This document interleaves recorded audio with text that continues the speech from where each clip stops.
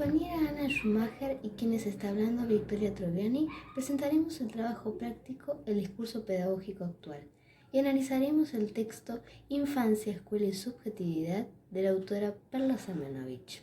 El momento que seleccioné habla acerca de la situación de la infancia.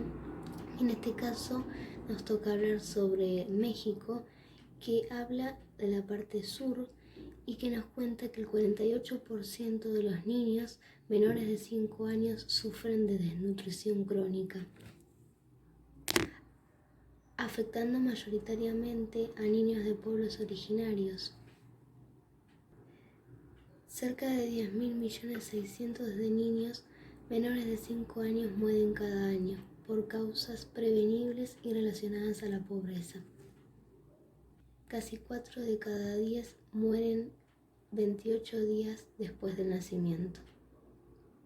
El 74% de los niños argentinos entre 0 y 14 años es pobre.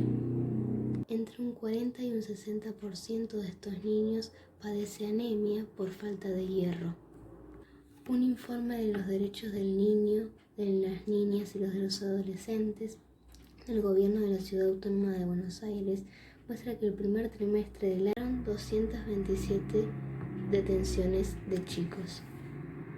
En La Plata hay un 44% de los chicos que sufren parásitos y superan un 90% en algunos asentamientos y villas.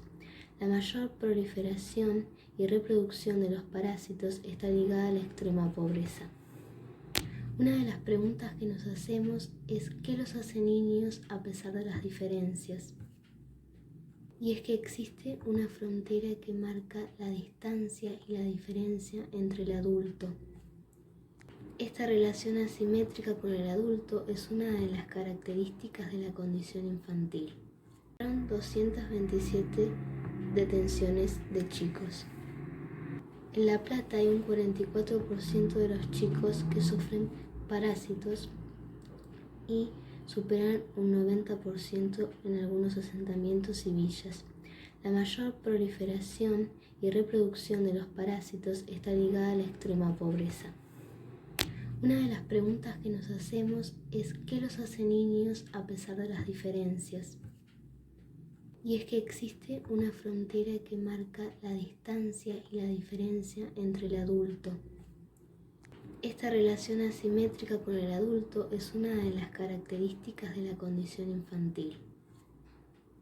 Otra de las preguntas muy frecuentes en la sociedad es cómo inciden las diferentes sociedades. Preguntas muy frecuentes en esta sociedad es cómo incide las diferencias sociales, étnicas y religiosas en su condición de niño. Y se contesta con que las diferentes condiciones sociales y culturales deben pensarse como condiciones socioculturales de la relación de los niños con los adultos. En la Edad Media, el mundo de los adultos y de los niños era muy similar. Adultos y niños compartían lugar para descansar, tareas que imponían el trabajo, las formas de diversión, los actos religiosos, las prácticas educativas. Con la modernidad, a partir de los siglos XV y XVI, se inicia un proceso de diferenciación entre el mundo de los adultos y el mundo de los niños. Las concepciones acerca de la infancia comienzan a desarrollarse alrededor de la idea de que se trata de una fase diferente en el ciclo de la vida humana. Como ya dije anteriormente, los niños y los hijos de los obreros comparten el lugar para dormir, el lugar para descansar y no existía la privacidad. Trabajan en las fábricas, en las minas, porque el imperativo económico de esa época para esos niños era que trabajen si sus fuerzas se lo permitían. Cuando hablamos de infanticidio, lo que queremos decir es que los padres resolvían los problemas y el cuidado de sus hijos matándolos y el adulto depositaba en el niño cierta peligrosidad.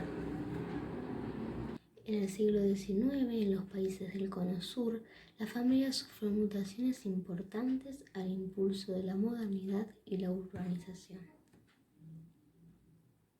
Los niños en la calle por primera vez generaban preocupación. Podemos visualizar que en las primeras décadas del siglo XX, una infancia distribuida en dos circuitos principales. El primero es el de la familia y la escuela, y en segundo lugar está el de la calle, la mendicidad, los dispositivos asistenciales y criminologías del Estado. Los niños en la calle por primera vez generaban preocupación. Podemos visualizar que en las primeras décadas del siglo XX, una infancia distribuida en dos circuitos principales. El primero era el de la familia y la escuela, y en segundo lugar tenemos la calle, la mendicidad, los dispositivos asistenciales y el criminológicos del Estado. Y cierro con una frase de Juan Domingo Perón que me gustó mucho lo que decía y el mensaje que deja. Ellos merecen el máximo de privilegios porque son inocentes e indefensos, porque si no los defendemos y consideramos nosotros, no hay nadie que lo haga. A fines del siglo XIX, a partir de la llegada de la urbanización y modernización en el Cono Sur, las familias empiezan a sufrir grandes cambios. Se empieza a hablar de distintos tipos de familia gracias a las inmigraciones. Se empieza a destrabar las familias tradicionales, se empieza a hablar de la infancia, hay preocupación con la infancia y el Estado, en este caso, toma medidas generando escuelas, generando sistemas de salud, generando asilos. En el siglo XX nos encontramos con dos tipos de infancia. La primera infancia es una infancia bien propicia donde la educación es obligatoria y la segunda infancia habla de una desviación que se convierte en un objeto de estudio para prácticas e instituciones educativas. Durante el gobierno de Manuel Fresco en 1930, el Estado tiene un papel fundamental en las infancias. Una vez finalizado el gobierno de Manuel Fresco, llega el peronismo a la Argentina, generando políticas educativas y políticas de deporte, donde deja claro que los niños tienen privilegios. Juan Domingo Perón decía que los niños son seres inocentes que no tenían a nadie que los defienda. Si los adultos no los defendían, ¿quién lo haría? Todo lo hablado recientemente nos permite reflexionar sobre las infancias que hayan tenido nuestros abuelos, nuestros padres.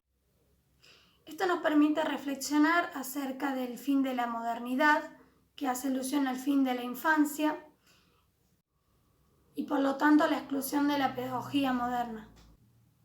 Hoy en día podemos hablar de una alteración en fronteras entre los adultos y los niños, donde se puede ver reflejado que los niños tienen alcance a la tecnología, a imágenes. Hoy en día un niño no necesita de un adulto para poder encontrar información, sino que puede tenerla al alcance de la mano. Cuando hablamos de infancias, hablamos de que cada vez más niños recorren de manera desigual y diversa la infancia debido a las políticas neoliberales, debido a la globalización social y cultural. Sandra Carli propone eliminar las fronteras que separan al adulto del niño y poder ver el rol del adulto con el niño, pudiendo observar al niño como un todo. Cuando nos referimos a ver a un niño como un todo, nos referimos a ver al niño como un sujeto con derechos, con factores sociales, culturales, entre otros.